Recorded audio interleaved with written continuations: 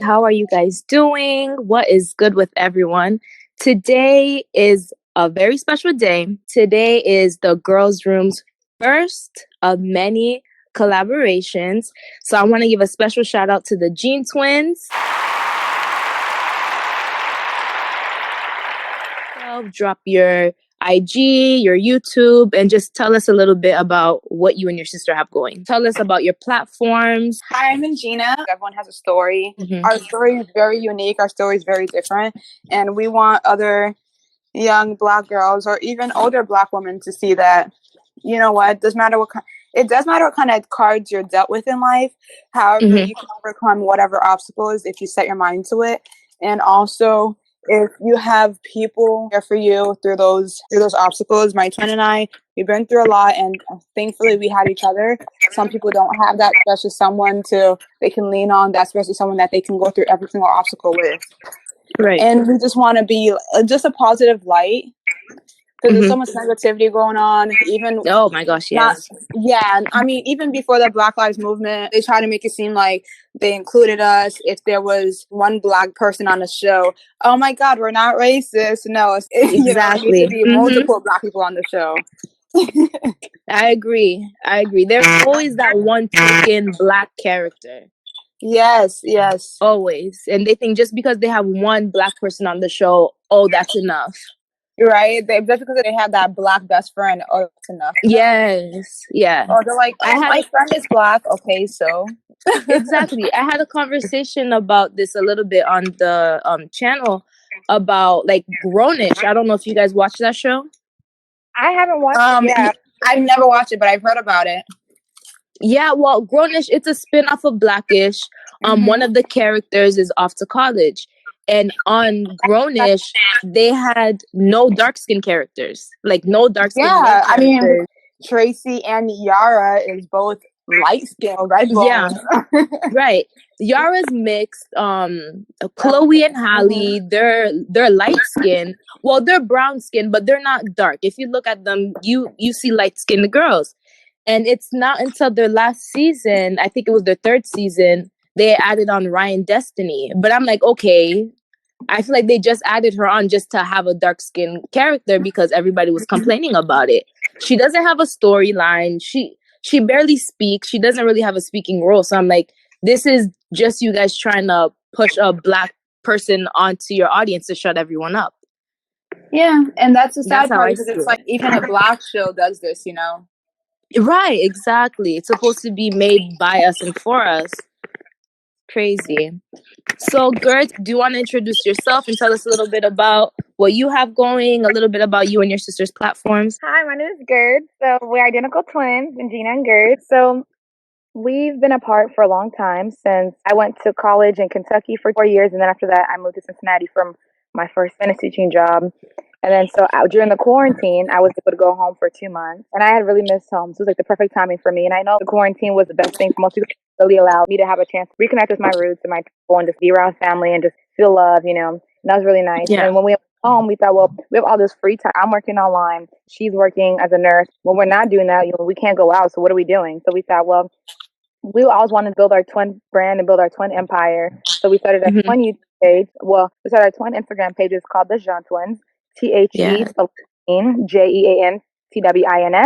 We started working more on our own social media pages, and mine is the cuter half of the Jean Twins, and then hers is we did like these like catchy names to kind of go with like the whole twin brand. We started our own YouTube channel, which is the Jean Twin channel, spelled the same as the Instagram, and we just started doing a lot of videos on makeup. Right now we're focusing on collaborating with Black businesses and Black creatives and Black influencers. We saw your podcast, like we definitely want to be a part of that. And we have another friend who has a podcast as well. Hers is a Black woman from Christian podcast. We got involved with that. And we're also going to be working with Black boutique. Books and busy. Yes, we are. Thank you. We're going to try to do like a fashion haul that we did like a wig review videos, have a YouTube channel that's supporting our women and what we need right now. We're hoping people will support Black creatives and that people don't just say Black Lives Matter and Black creatives matter just for the fun of saying it, but they have to go out and actually do by collaborating with so many other Black women and what they have going on. Yeah, I feel like that's the hardest part about trying to do something on social media and trying to create a platform. It's like the support. You don't really get it from the people that you know and the people around you until you're popping, until you really make it. It's crazy. The people who support you are like people that you don't know. Yeah. I start law school later this month, and I'll talk about, I feel like sometimes people are like, oh, why are you going to law school? I have family members even tell me, like, why are you going to law school right now? Like, you're going to be broke for 4 years while you're in law school. Like, why would you do that? You know what I mean? Things like that. Mhm. And I'm like, why would you say that? Because as soon as I come out and I make money as a lawyer, I'm like, oh, that's my niece. I'm saying, like, oh, that's mine. Exactly. Really, but you didn't support me throughout the 4 years when I was struggling. You know what I mean? Like, you're waiting till I'm on and popping, but it's the strangers that are giving me, like, the encouragement and motivation that we as, like, Black people and as, like, family members should be doing. You know what I mean? Yeah, it's always like that. So I know you guys wanted to get into immigration. So why immigration? What are you guys passionate about immigration? Well, okay, because so you can go ahead. Go ahead, Gina, for real. Okay, we are immigrants. We're from Haiti. Shout out to Haiti. Hey. I came when I was 2, and Gertz came when she was 3. I was 4. She's tripping. Oh, you said I was 3 and you were 4? Mm-hmm. Okay, my bad. I eventually got my citizenship when Gertz and I got adopted. However, Gertz didn't get her citizenship. She became a DACA recipient. Deferred action. What does it stand for, Gertz? My bad. Deferred action for childhood arrivals, DACA.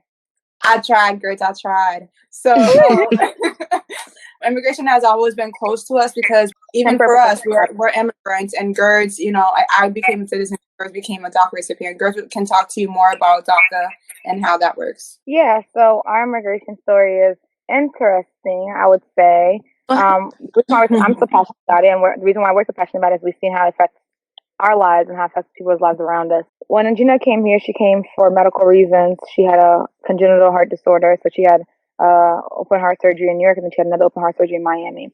So she had a visa for medical reasons.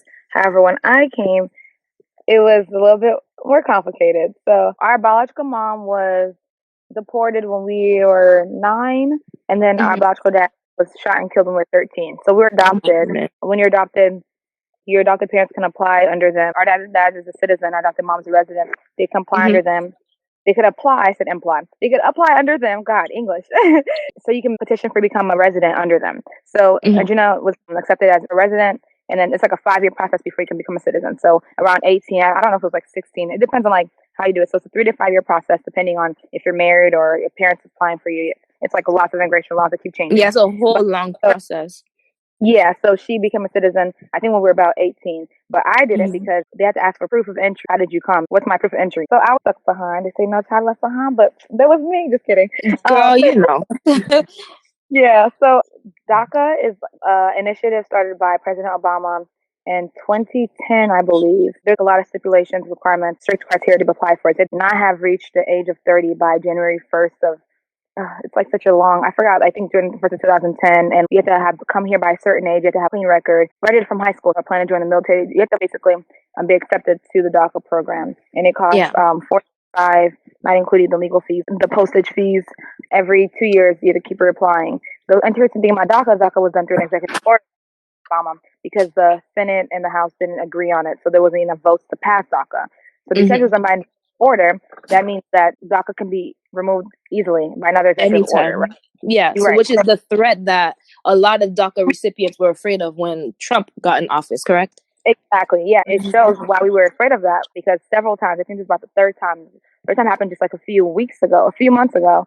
It happened in June, actually last month, where President Obama again tried to rescind DACA. It's just been like a back and forth kind of uphill battle. It's just difficult because laws keep changing, right? So I was dating someone and we were speaking about proposals and engagements and marriage and things like that because we loved each other, of course. This is an ex, but at the same time, we were speaking to our lawyer about what that means for my status and how can we stop doing that. But my daughter was like, well, make sure you have lots of documentation. Make sure you like lots of pictures everywhere. Like, make sure everyone knows you're engaged together. After you're engaged, whatever, after you are married, you want to petition for her. Then you have to make sure you send it to the immigration office that you've been together for a long time. You can't do a quick engagement, make it seem super real. And I'm like, you're going to interview anybody around me. Pictures and like wedding stuff and exactly. Yeah, they don't play that stuff anymore.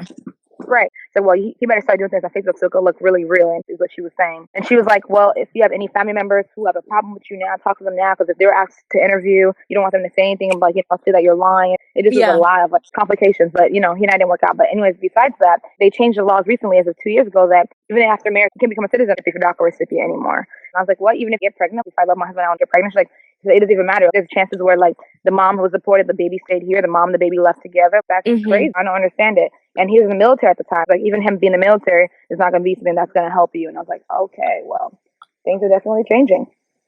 Yeah, it's like you have to watch your back, and it shouldn't be like that because you've been here for most of your life.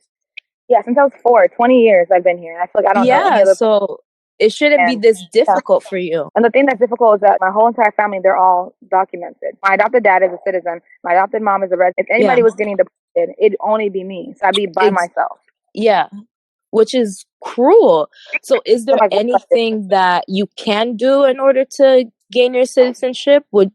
There's two options. The two options are you can self-deport yourself. So go to your own country, and from there you can apply for residency. Once you're deported as a DACA recipient, you have a 10-year process before you can come back. So I'd have to leave and then come back. 24 now. I have to wait till I'm 30 to come back. Like, what do I start my life? And you're pretty much just starting to live your adult life. Like, no.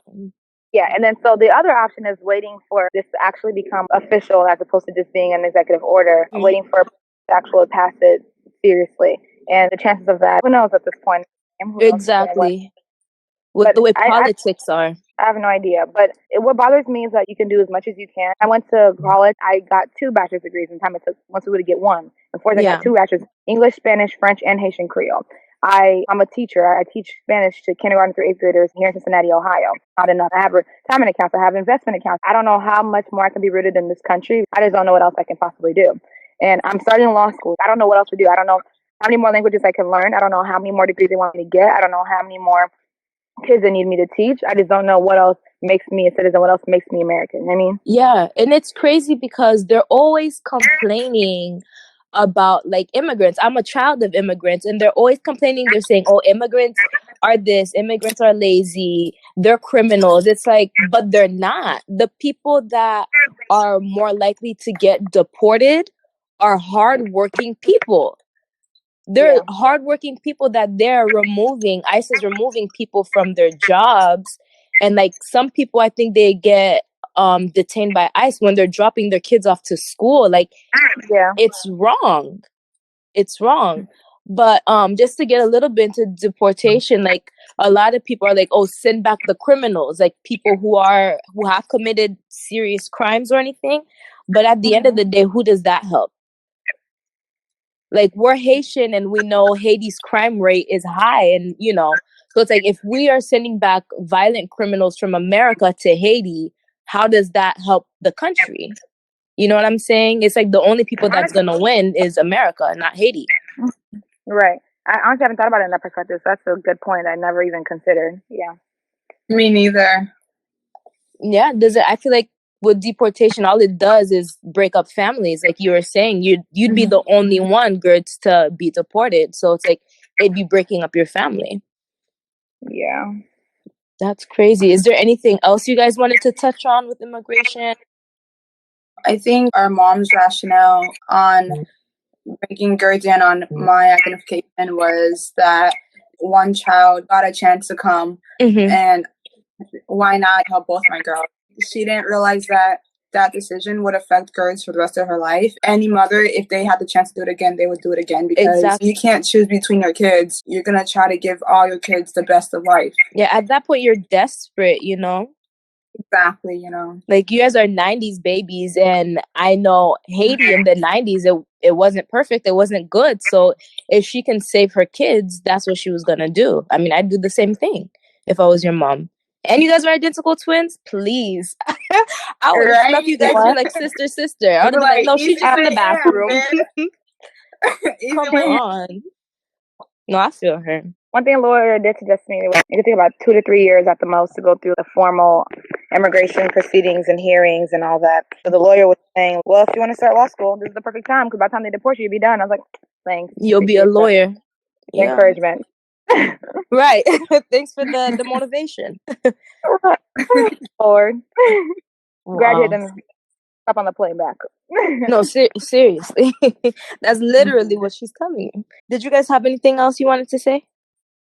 I don't want anyone to think of this as selfish, but my sister and I, we try really hard. We're both college graduates. Not that that matters, but we try really hard in school to make our family happy, to make the country happy. I honestly feel like we haven't done anything wrong. When they try to deport DACA recipients, it's ridiculous because you're deporting someone on a decision that was made for them years ago before they even had the right or the idea to make that decision for themselves. My sister, she has 2 degrees. She loves school. I don't know what it is with her. Like, she's just straight out of college going back into school. I'm just like, girl, that's not for me, you know? I'm a nurse now. We're just trying to be the best we can. And I think it's ridiculous. Our opinion doesn't matter, because her opinion does matter, because she's been in this country just as long as anyone who was an active citizen. Mm-hmm. Especially with girls, she doesn't get any financial aid at all. One of the questions that they ask you, you know, when applying for anything in this country, even for scholarships, are you an American citizen? Yeah. She had that obstacle against her. The fact that she can still strive without that, come on. Yeah. Oh, girl.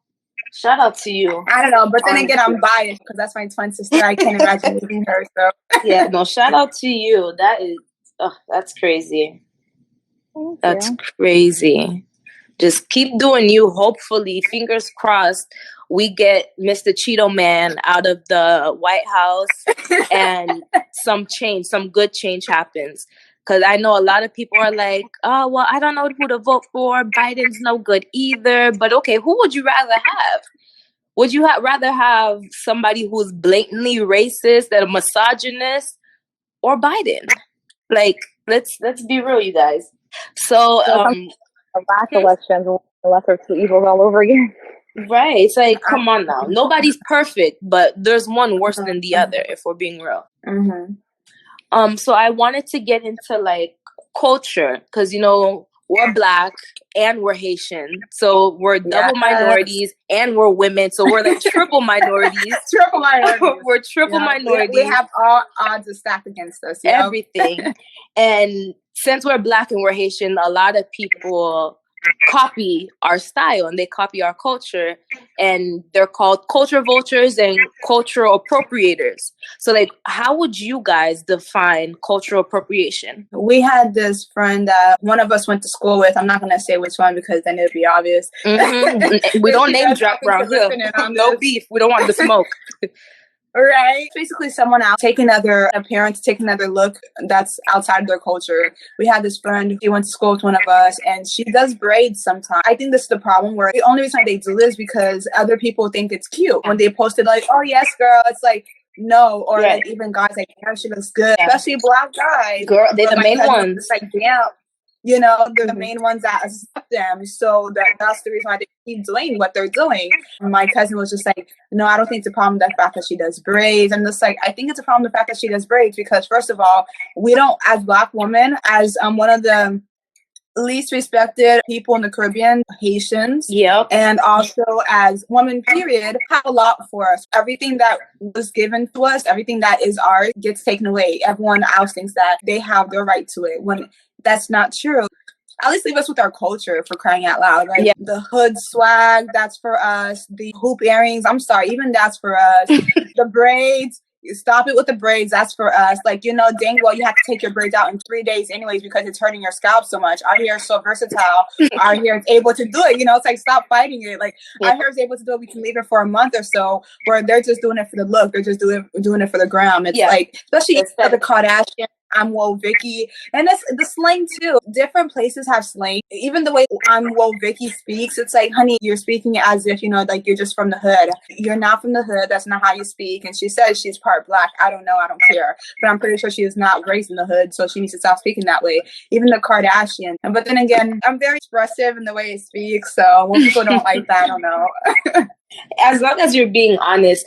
To me, I feel like cultural appropriation is when people take something that they see from a different culture and like they don't give credit to it. Like there me and low-key, the Kardashians, they're like my guilty pleasure. Like, I love to watch them and see what they do, but I understand why people get so frustrated with them because they don't give credit. Those girls, they do not give credit at all. They changed the entire name. I remember one of them was wearing box braids. Oh, what is it? She called it something else. And I'm just like, no, that's not what it's called. Yeah. I think that's the main problem. Like the cornrows. They don't give credit where it's due, and because people are so obsessed with them, they automatically get the credit for it, but they don't correct it.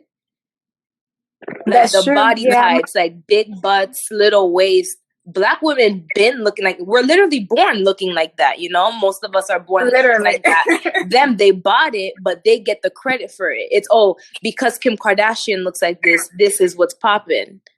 We've been doing the long nails. We've been doing the colored hair. But because Kylie did it, Kylie brought colored hair. Kylie brought up braids, you know? So I get the frustration. Actually, I wanted to get your take on this. So Billie Eilish, I F with Billie. I do. I really like her music. But she was caught saying that not black people, she said hip hop. She doesn't like the way hip hop is going now because it's a bunch of men rapping about things that they don't live, things that they don't live through or talk about, things that they don't really know about.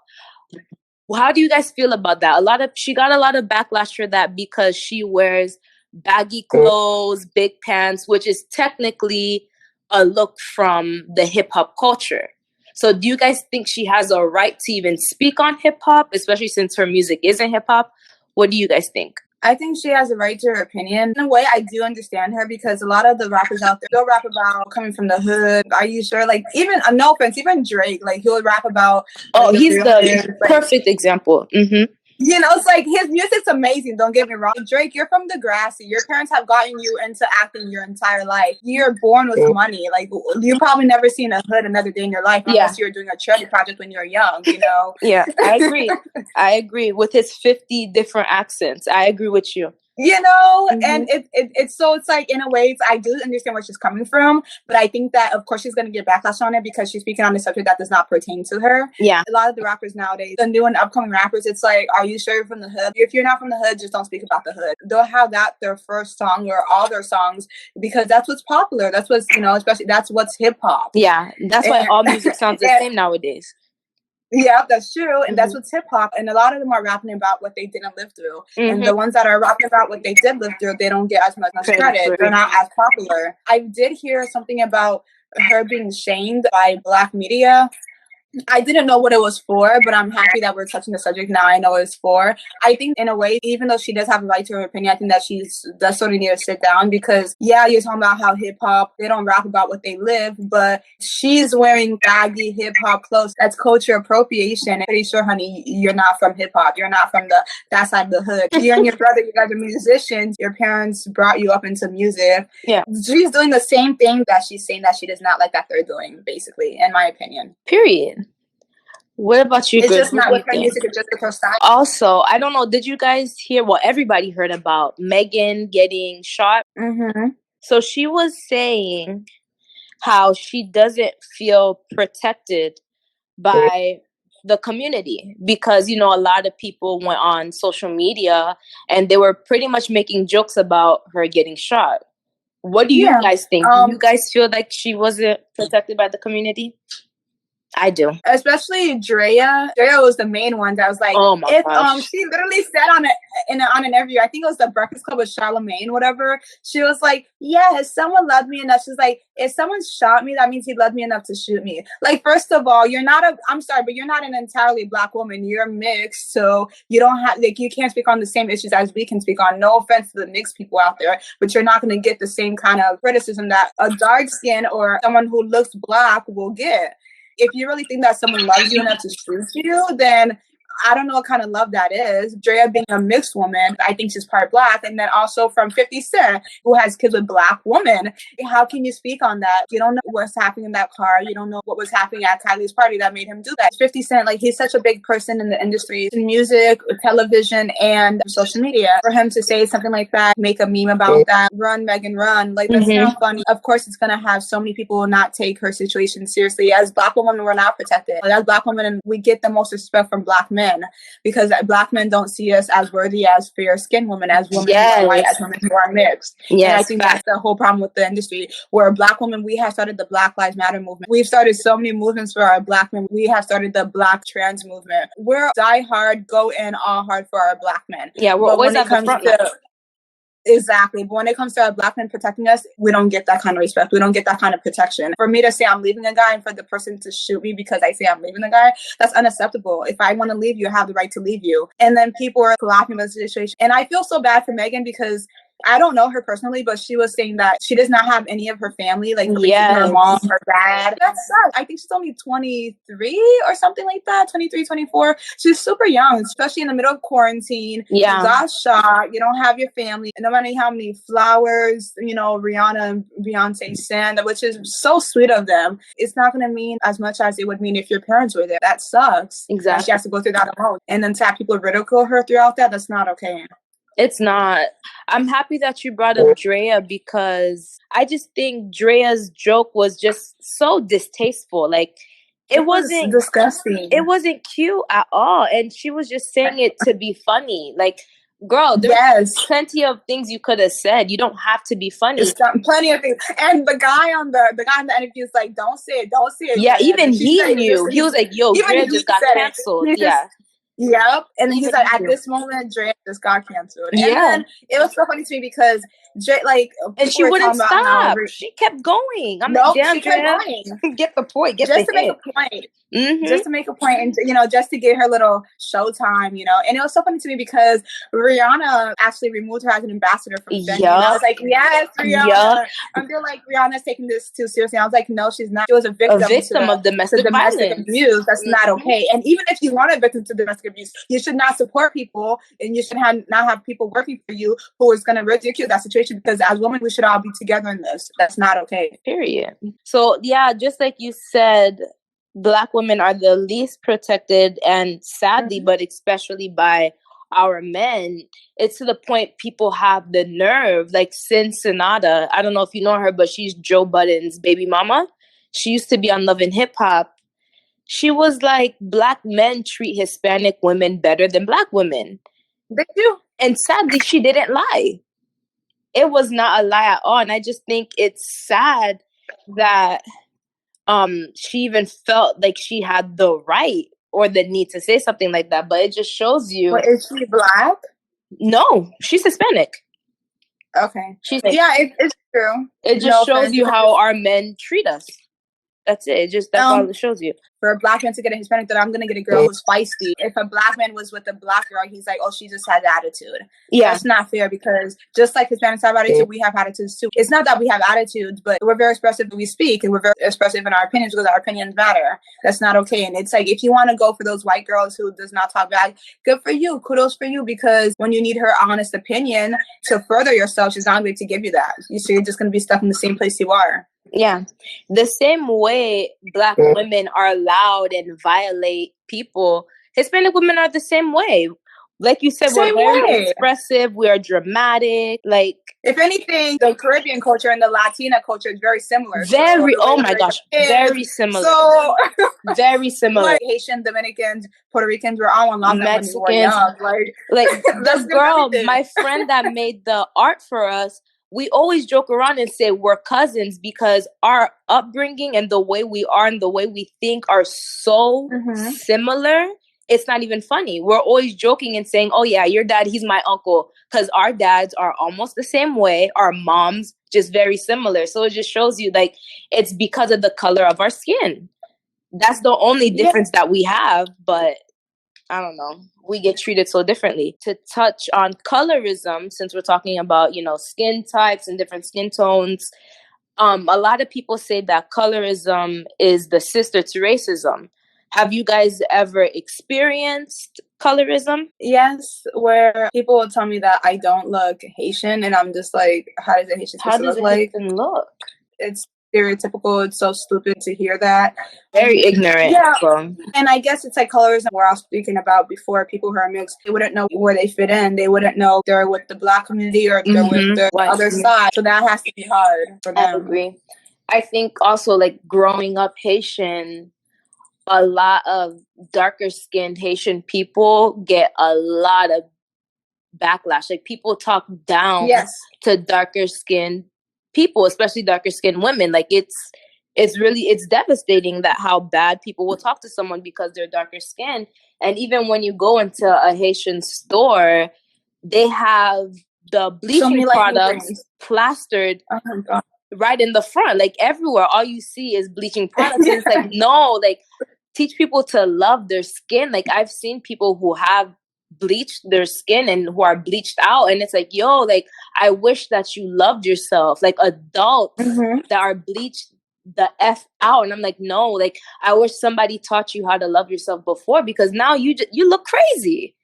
You look crazy. And I'm so happy you brought that up because, for example, we had this girl in high school. She was super dark, which I think is beautiful. Of course, now everyone's not going to intentionally, they know they're going to get backlash over it, but before they would not get backlash over it. They used to make fun of her all the time. And then so she started using lightening cream. And you know, when you use lightening cream, you get blotches of different pigmentation. You get hyperpigmentation, hypopigmentation. Your skin color is not the same everywhere. And then people would make fun of her. They're like, oh, you use bleaching cream. Say, this is what you guys told me to do. This is what you guys wanted. What do you want? You know, you made her feel insecure because she wasn't light enough. She tried to get light enough. She tried to make you guys happy. You guys are not happy. So what is it that you guys want? It's not fair. Gertz is lighter than me. So I was always a dark twin. She was always a lighter twin. But I always be like, oh, you guys should use this. Or if we play out in the sentinel. Yes.